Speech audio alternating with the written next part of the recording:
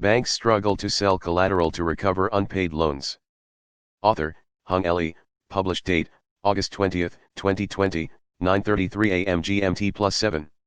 All photos and content from vnexpress.net. Commercial banks are trying to sell collateral properties including land, factories, and cars, but many remain unsold after multiple offers and even price reductions.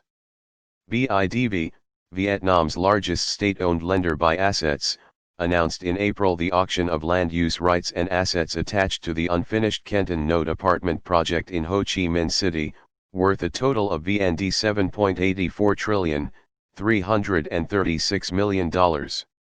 The property, worth 58% of the project's value, had been put up as collateral for loans from state-invested lenders BIDV, MSB, and PVcom Bank, with BIDV's share being VND 4.55 trillion, $195 million. The bank has been trying to auction off the project since 2017, but is yet to find a buyer. In May, BIDV made 4 rounds of offers on 55 apartment units in HCMC's District 7, worth between VND 2.08-5.26 billion, $225,200, each, making a 5% reduction in price each time, but to no avail.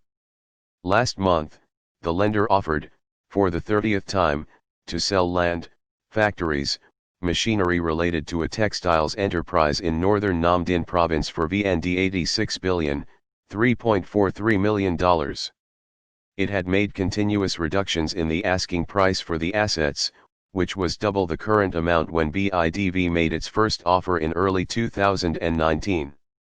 Similarly, Vietcom Bank, the country's top state-owned lender by market cap, has recently put on sale property belonging to an agricultural firm in the central province of Lam Dong.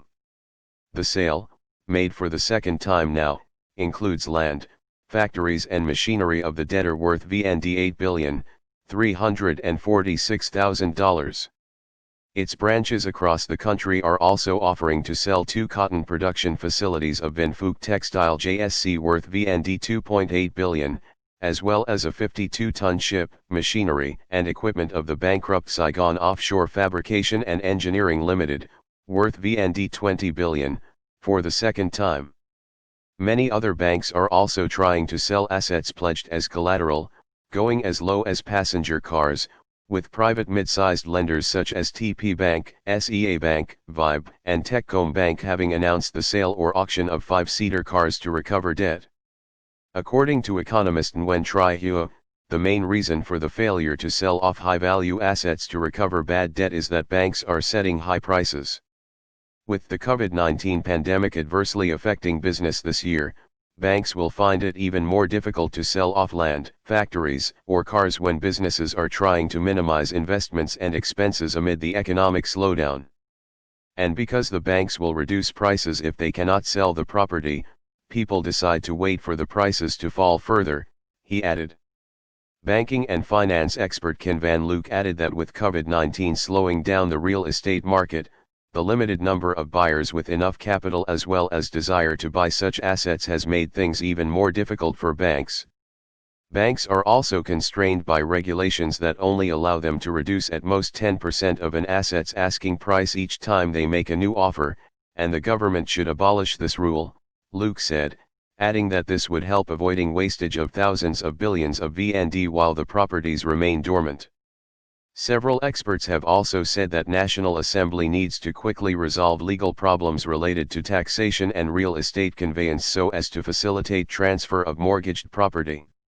Vietnam's banks had begun to sell off mortgaged assets in haste since early 2019 in order to prepare for the compulsory buyback of bad debt sold to state-owned Vietnam Asset Management Corp., VAMC, in 2013.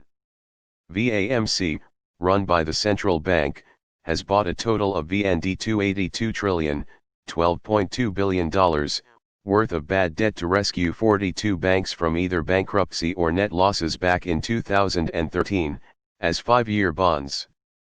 Once the bonds mature, the banks will have to buy back any bad debt VAMC has failed to recover. And because banks will have to sacrifice a portion of profits to set up as bad debt reserves, they try to resolve their overdue debts as soon as possible by liquidating assets put up as collateral, banking executives told VN Express last year. In 2019, the banking sector's internal bad debt ratio, which excludes debt sold to VAMC, was 1.89%, in line with the State Bank of Vietnam's target of 2%. But the central bank's latest report has forecast that COVID-19 is expected to affect the quality of VND $2 quadrillion, $86.52 billion, worth of debt issued by Vietnamese banks, accounting for 23% of the banking system's outstanding debt. This video is created automation by computer program. Please subscribe channel for new videos. Thanks for watching.